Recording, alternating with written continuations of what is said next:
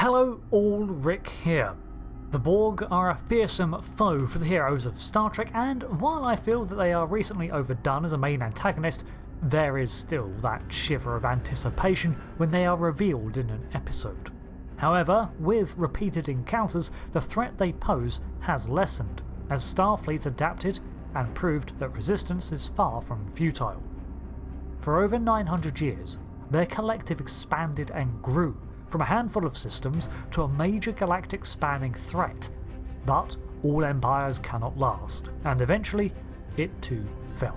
So let's explore the story of the downfall of the Borg. But first, this video has a sponsor.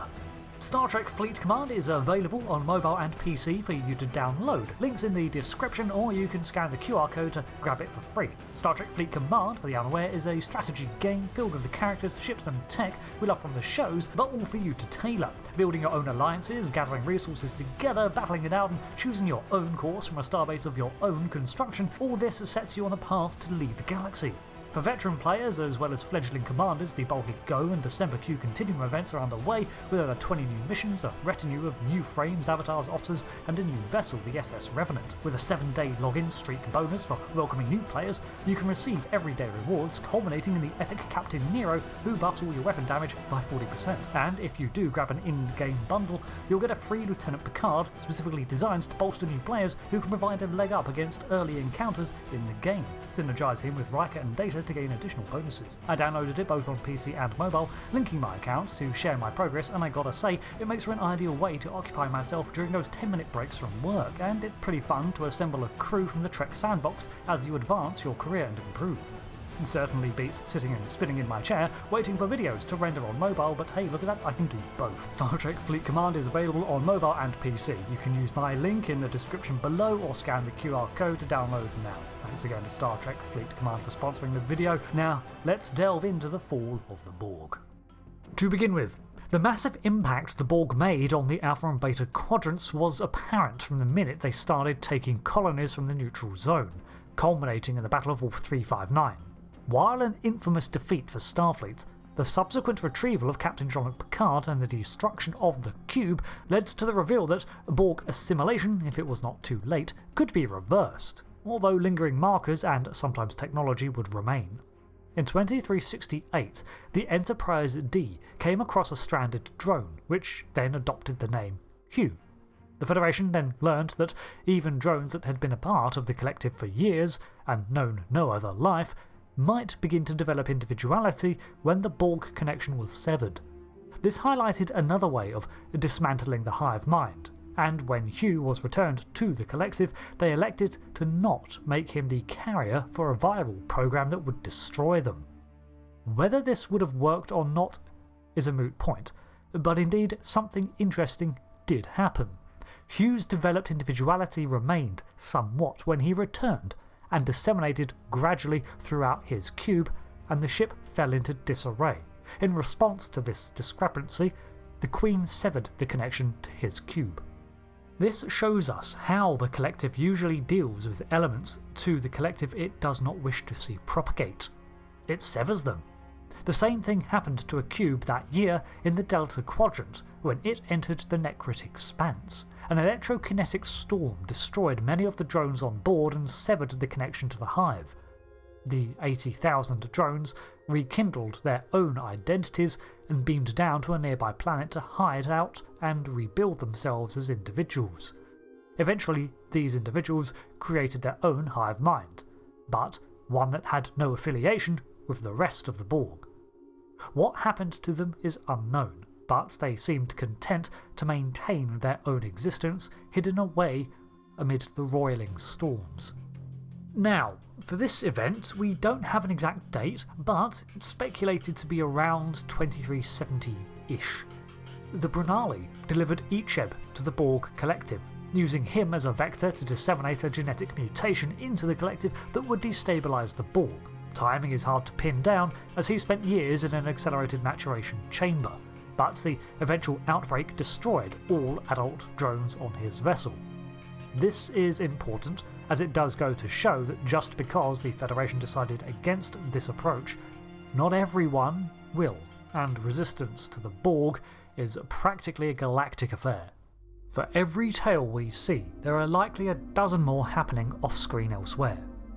After several run-ins with the Borg here and there, 2373 saw the attempted push into Sector 001 after the Queen made the decision that the Federation was too much hassle to assimilate, and instead they aimed to remove it via time travel shenanigans.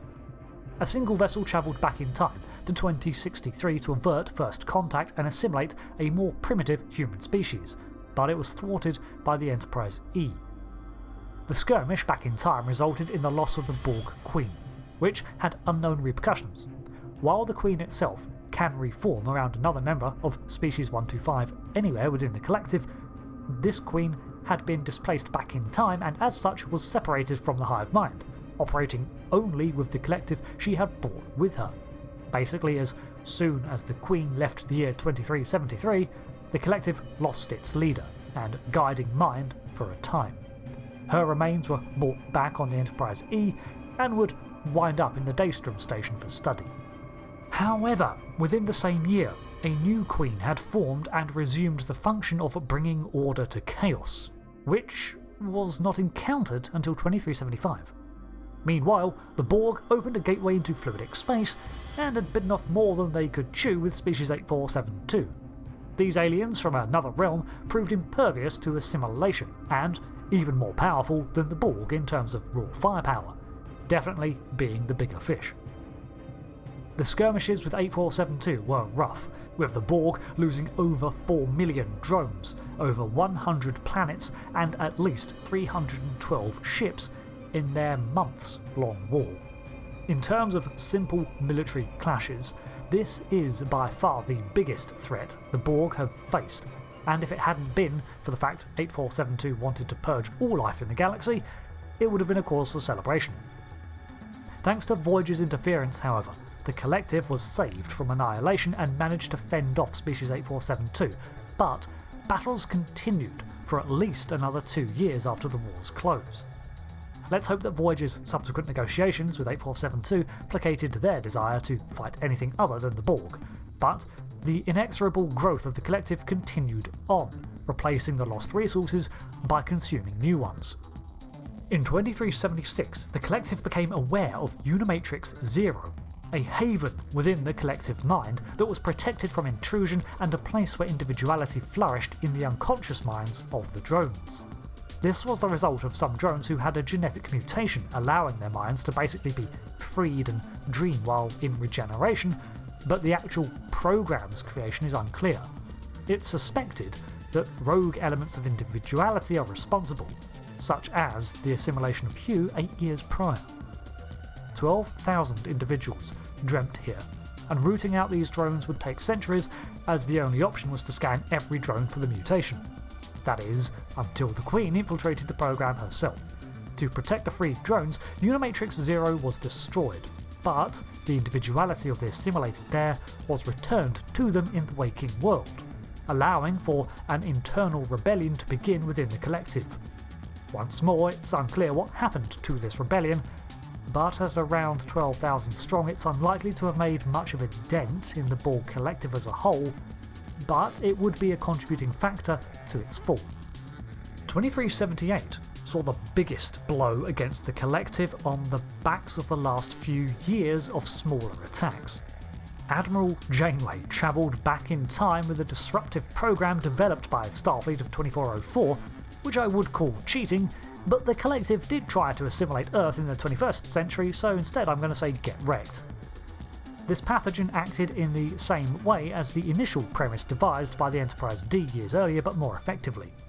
Using herself as the delivery system and directly administered to the Queen, Admiral Janeway's virus severed the connection to all the drones, and even the Queen's own cybernetic body, until the collective fell into complete disarray. For a long time, the aftermath of this catastrophic blow was unknown, but as of Star Trek Picard, we know that the damage was indeed severe, if recoverable somewhat. In 2384, the stolen USS Protostar discovers that there is a Borg cube floating dormant thanks to the disruptive effect of the pathogen, displaying that even 6 years later, the Queen has yet to assert her control over every aspect of the fleet, and that there are large swaths of the collective that are in a perpetual stasis awaiting orders that never came. These drones still seem to be dangerous and fully capable, and are basically on standby, with nothing to guide them. Some recovery was expected, and in the 2380s, some cubes remained under the collective's control and threats, but apparently the disarray amid the hive had rendered them even more susceptible. At some point in this decade, a Romulan Tau Shiar vessel, Shanor, was assimilated, and among the victims was a Zartvash agent, Randa. The fractured mind created by an artifact called the Admonition had contaminated the minds of all Zartvash agents, and the Borg Collective's assimilation of this knowledge created a submatrix collapse, shutting down and removing it from the Collective. This cube was then seized by the Romulan government and used as a basis for experimentation until it came under the ownership of the Romulan Free State post-2386. From here, a UFP-funded reclamation project was instigated under the oversight of Hugh to restore the drones to their former lives. While on the scale of the Collective, a single cube is not a major event, the fact it was not reclaimed by any other drones is further proof of how thinly spread the Collective was becoming. During late 2399, however, the Borg, a shadow of its former power now, and seldom seen, began enacting a long-term plan to infiltrate the UFP to repopulate its forces. Steps began with an alliance with rogue Dominion changelings, and the next 2 years were spent building towards that goal. In 2401, we learn that a secondary collective had come into existence thanks to a time travel paradox under the control of an Agnes Jurati Borg Queen hybrid, with a focus on cooperation and voluntary assimilation instead of force. This fleet, based on the flagship Singularity, was entirely separate and had remained secretly evading the main Borg force for 377 years until it petitioned the Federation for an alliance. Later that year, the Queen's plans came to fruition, as the changelings managed to infiltrate and disseminate a transporter-coded alteration into the genetic structure of those younger people who used it. Additionally, the existence of Jack Crusher, inheritor of Locutus's connection to the Collective, provided the Queen with an inroad into forming an organic link into the minds of everyone under the age of 25 who had ever used a Starfleet transporter. This last-ditch attempt was from a fractured and decayed Queen, who had been cannibalizing her own cube to survive, and marked the last desperate attempt for her to rebuild. It failed, and she too was consumed when her transmitter vessel was destroyed in Jupiter's atmosphere. It is unlikely that she had enough external resources to survive this, and, in all likelihood, we have witnessed the end of the Collective, at least in its original form. The fact that the Borg Collective reached out to form alliances shows just how dire a situation they were in. They had only done this once before, with Species 8472, and Vadic's changelings were far less stable than Voyager's crew. However, the Borg do survive the fall of the Collective. For a start, all those who were separated from the hive mind are still out there. The Unimatrix Zero Rebellion, if it still persists, the Borg Cooperative in the Necrotic Expanse, and Jurati's Collective are all independent groups that have far more benign goals. The Borg's monolithic task of perfection by unrepentant consumption came to an end via 1,000 cuts, and one big Janeway-shaped mallet. All across the galaxy, resistance was continual, with a cube here and there. Mindful of the vulnerability of the hive mind, the Queen took no chances with the spread of individuality or contamination effects, and would excise infected sections without delay. But this harsh act also created instances of recoverable drones and rising resistance fighters who, hurt by the Collective, would continue to fight back, turning the Borg's own tools against them. With such a fear of individuality, it's ironic that the last surviving vestiges of the Borg were in the form of the most individualistic part of it, its Queen. driven to despair and madness by an isolation she was not built to sustain, the deranged last-ditch attempt to build a new collective was a creative one, inspired by madness, but ultimately too was undone by the tools of her own making. What future has in store for the Borg is unclear as of writing this, but as both ex-Borg and even some connected individuals, the species remains. One thing is certain, however, the Borg collective is dead, and we killed it. Thanks for watching this examination into the fall of the Borg. I've been Rick, and until the next one, thanks again, and resistance is never futile.